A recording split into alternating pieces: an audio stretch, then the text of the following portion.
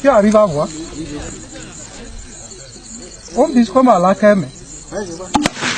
Attention.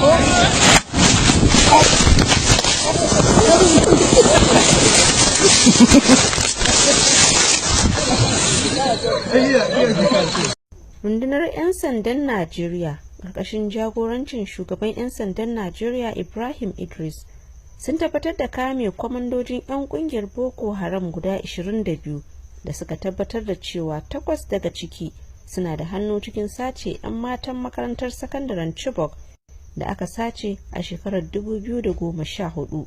Wasu daga ciki kuwa suna kaiwa hare-haren kunar bakin wake a cikin jihohin Borno, Yobe da kuma Adamawa, har ma da masu aikata miyagun ayyuka wanda suka hada da sace jami'an tsaro tare kuma da yin kwanton bauna don hallaka jama'a.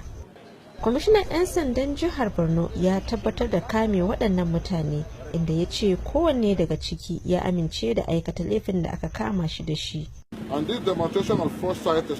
Wannan yunkurin da jami'an tsaro ke yi, musamman a wani lokacin da tsaro ta barbare, sojoji da sauran jami'an tare da goyon bayan gwamnatin tarayya na aiki tukuru don ganin an kawo ƙarshen wannan matsalar ta'addanci. Mukaddashin kwamishinan 'yan sandan jihar Borno Abba Kyari, wanda ya jagoranci wannan aikin, ya ce sun ɗau lokaci mai tsayi suna bin diddigin waɗannan mutane. Muna ta monitoring wannan abubuwan ya fi shekara. Mun yi gathering intelligence seriously a kansu. Dukkan su 22 da kuke gare ni, they are part of this suicide bombing da suka yake faruwa cikin gari. Kuma bayan haka sun yi operations da yawa na Chibok Girls, na Bama, na Goza, na Mubi, da wayansu attacks da yawa. 'Yan kungiyar Boko Haram ɗin da sun tabbatar da laifin da aka kama su da shi. Na fara sanan da ba muka haɗu da wayannan. Da muka haɗu da wayannan to haka su fara kawo bom. Sun kawo bom ɗin nan. So muna sa tare a cikin gari. Area Bagaro irin su muna su 33 su kasuwa su go service da haka. Ito akwai da suke kawo ne sun kawo shi wannan yaran na abun nan. Shi ne yake dogowa ana zuwa cikin gari sai mu haɗu sai mu. Ina yin ma ba da suna zoliya na ne su ta yau za su bani kuɗi su gobe za su bani kuɗi to haka na karshe na tuka suka ɗan bani. Suka bani 200 sau biyu.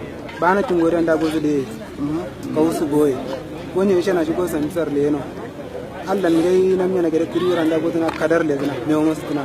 Ya karamu so a wasu Kamarun so duk mu bisan da gozu le zina a Bashari so warbosa so duk an da gozu le zina.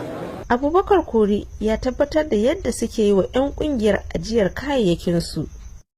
Ba da ne ya kai ya ajiye masa biyu kaya, ni gadi nake a gidan mai ne sai ya ce ni gadi tukuna wayansu za su zo su dauka. Sai na ajiye ni gadi da nake sai yaran kwaya mu da biyu akwai suna na waje ya tura su suka zo suka dauka. Saboda Allah wannan gashi wanda muna hankali tare da shi wannan shine ya fara kawo alaƙa tare da shi. Ni mahauci ne ina yanka da ya haɗa ni da wayansu kuma mutanensu suna zuwa suna kawo kuɗi in bai wayansu su je su yi cefane su kawo nan gidan namu su zo sai su dauka. Daga baya na gane lalle ashe su Boko Haram ne. Kuma a cikin su da kuke gani a shirin da wani abu din sun kai guda 10 da muka kama cikin gari wanda suna zama da jama'a. To dan Allah jama'a su sa ido duk wani wanda suka gani yana wayansu abin da ba a gane ba a gaya ma security agent. Husaina Muhammad, taskar VOA daga Maiduguri a Najeriya.